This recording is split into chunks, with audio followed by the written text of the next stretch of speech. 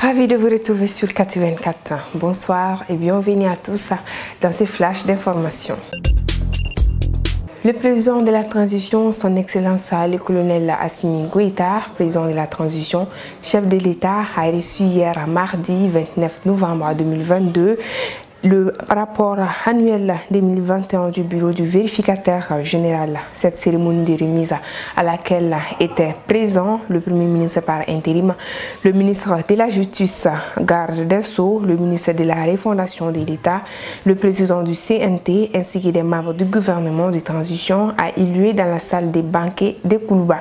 Dans sa présentation du rapport annuel, le vérificateur général Samba Alhamdou Babi a indiqué que ce document est le fruit d'une analyse approfondie se fondant non seulement sur la cartographie des risques et l'importance des secteurs d'activité des entités, mais également sur les saisines récits des citoyens, des organisations de la société civile et surtout du gouvernement. Il s'articule autour de 33 missions qui se répartissent entre 20 vérifications financières et de conformité, 4 vérifications de performance, 8 vérifications de suivi des recommandations, une évaluation de politique publique. Ces différentes vérifications et évaluations qui offrent un tableau moins luisant de la gestion des administrations publiques maliennes ont concerné les domaines de la santé, des transports, de l'éducation, de la décentralisation, de l'énergie et de l'eau, des mines, du développement rural, des technologies, de l'information et de la communication.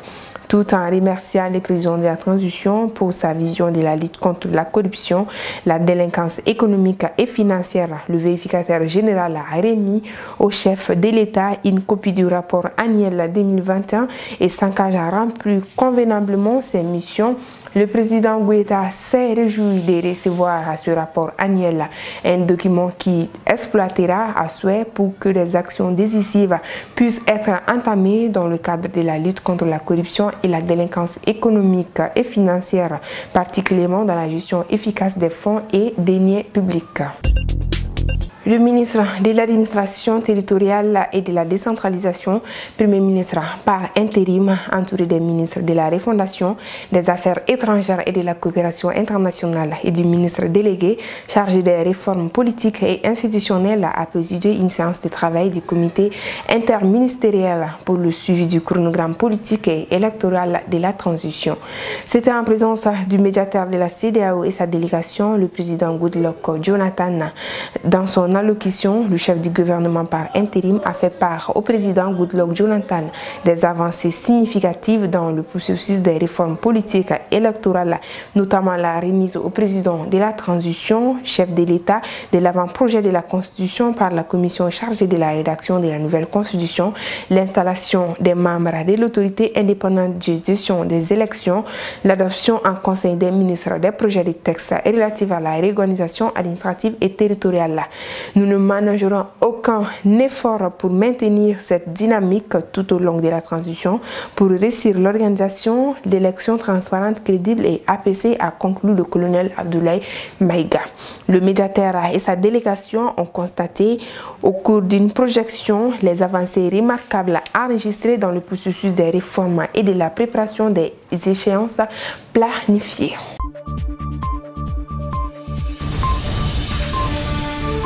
Suspension de l'attribution des titres miniers par le gouvernement malien. Dans un communiqué signé ce lundi 28 novembre 2022 par le ministre des Mines, de l'Énergie et de l'Eau, Lamine Seydou Traoré, l'attribution des titres miniers sur toute l'étendue du territoire national à compter du lundi 28 novembre 2022 a été suspendue. En effet, cette suspension intervient dans le cadre des travaux entrepris pour l'amélioration de la délivrance et du suivi des titres miniers pour mieux servir les acteurs du secteur minier. Par ailleurs, aucune demande de titres miniers ne sera réceptionnée ou traitée par les services compétents du département à partir du dispositif d'arrêt selon le communiqué.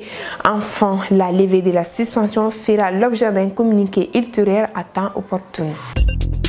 Apple face à Twitter, un nouveau coup d'éclat d'Elon Musk, propriétaire de Twitter depuis un mois et après avoir déjà effrayé de nombreux annonceurs, l'homme s'apprend publiquement à un mastodonte de la tech.